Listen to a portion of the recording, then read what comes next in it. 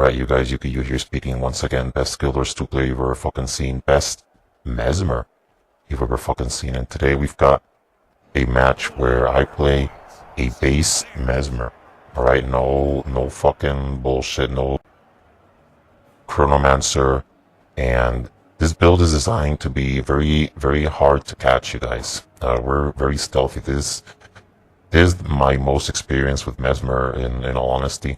I don't really play Mesmer very much. I didn't used to like the class, but, sometimes I would try it. And this was the kind of play that I gravitated towards. I enjoyed, being stealthy, pretending to be a thief. And that's really what this build is about.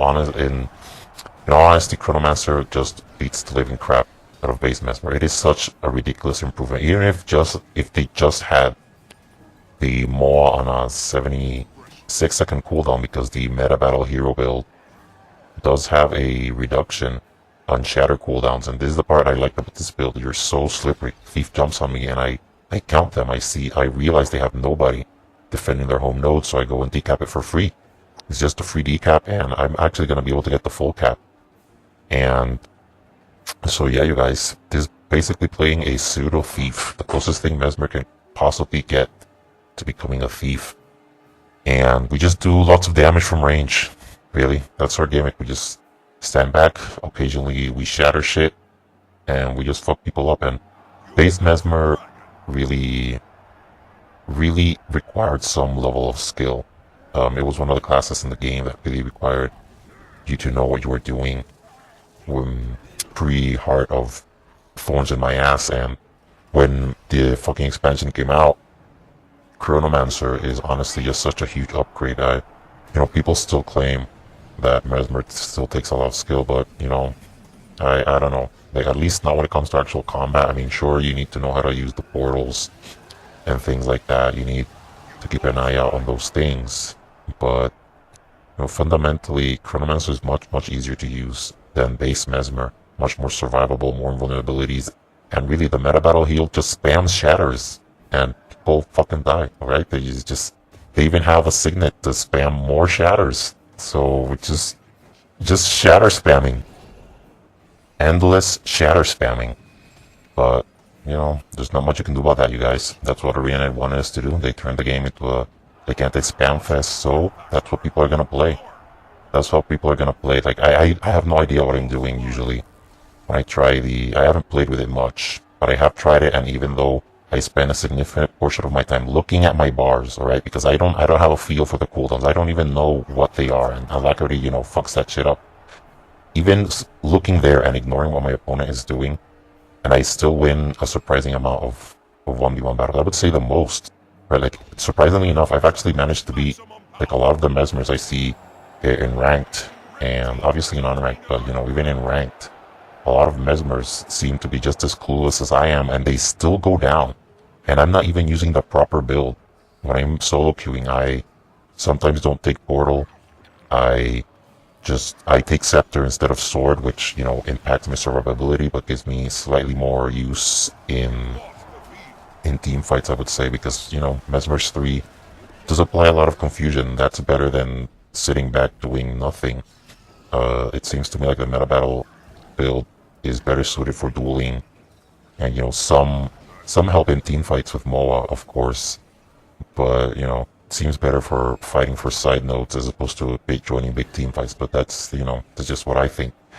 This build allows me to help my team out a bit more, because you just deal damage, and I take imagined burden on this build because you spend a significant portion of your time just spamming one on the greatsword, so you might as well stack might.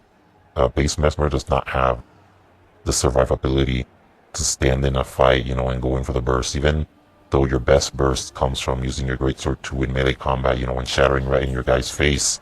You can't always afford to do that. But, you still output good damage. You still output a decent amount of damage, and you're very slippery. You can go back cap, so it really gives you a bunch of flexibility, I think. I can only imagine this is what a lot of Thief play feels like. I haven't played Thief for real in a long time either. And yeah, this is the closest thing I've played recently that makes me feel like a thief, just running around, blowing people up, disengaging whenever I want, decapping whenever I want.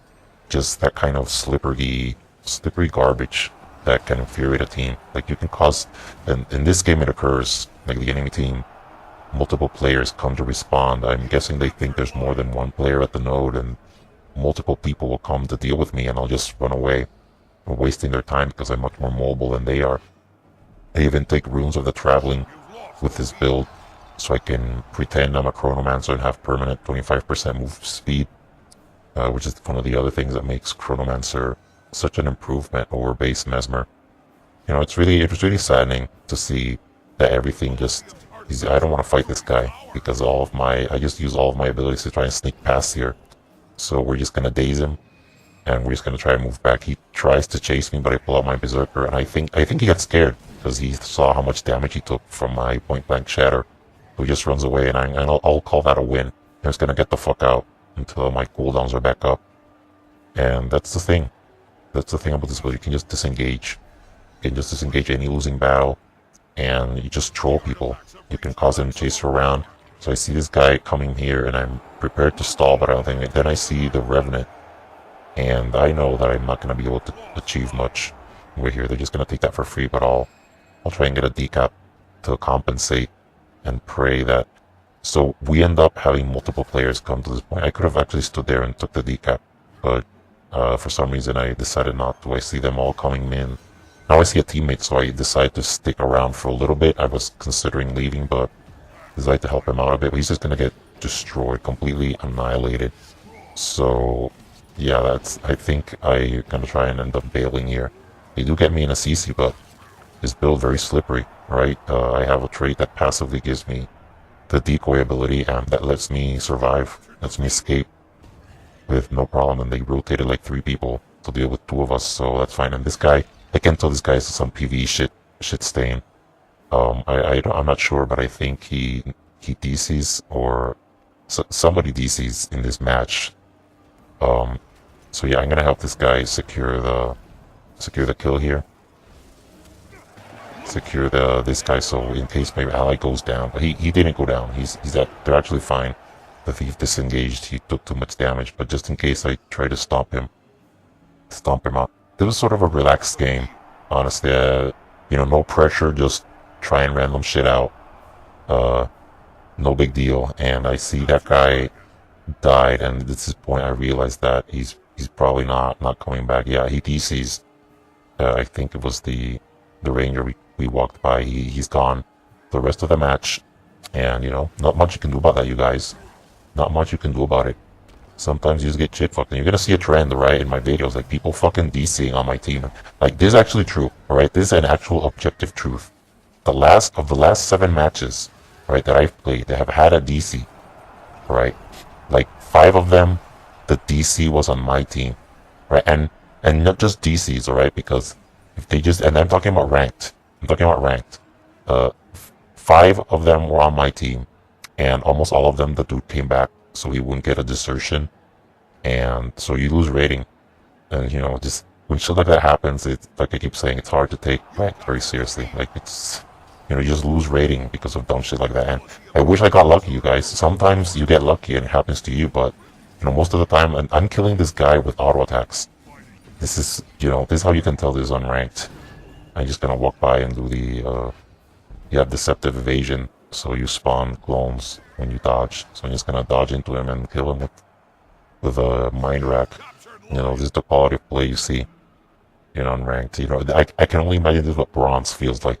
Like, this is what my mental image of bronze. Just people getting killed by auto attacks, just random auto attacks. To be fair, that guy's a necromancer, so honestly, there was nothing he could do about me.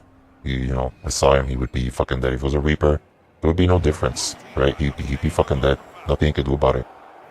The real weakness of this build, though, is that you actually do lack condition clears, but in my opinion, you deal with that the same way this build deals with direct damage, which is to just go invisible and never take damage at all. You only fight battles that you're sure you can win and disengage from others. Occasionally you can stall because it's easy for you to flee, but you have to take battles opportunistically. Okay, you're a goddamn ninja. You're a fucking predator, always on the lookout for an easy target to take down. This guy is one of those. I think this guy is not particularly good. I'm not being very respectful here. I see the thief coming on me, so I'm just gonna walk past them and go in for the decap. You know, this is the kind of thing, you guys. Like they're playing, we're playing 4v5, and we're about to have a 3-cap on red team. You know, this is bronze, I guess, right? This is bronze.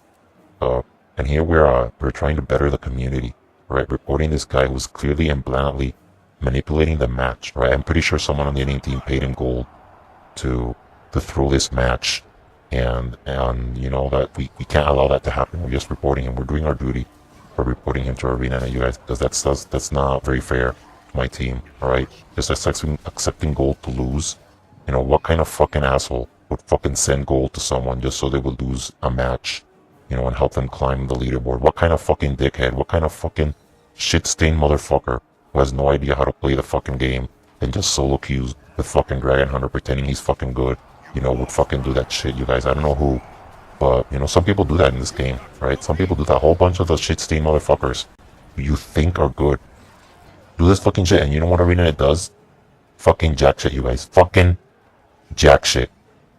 You know, and that's a problem with Guild Wars 2, you guys. It's the problem with fucking Guild Wars 2, where no one takes it seriously, right? No one takes this game seriously, so neither should you guys. So what's the moral? Right, what's the moral of the fucking story? Well, you guys, the moral of the fucking story is don't play this fucking game.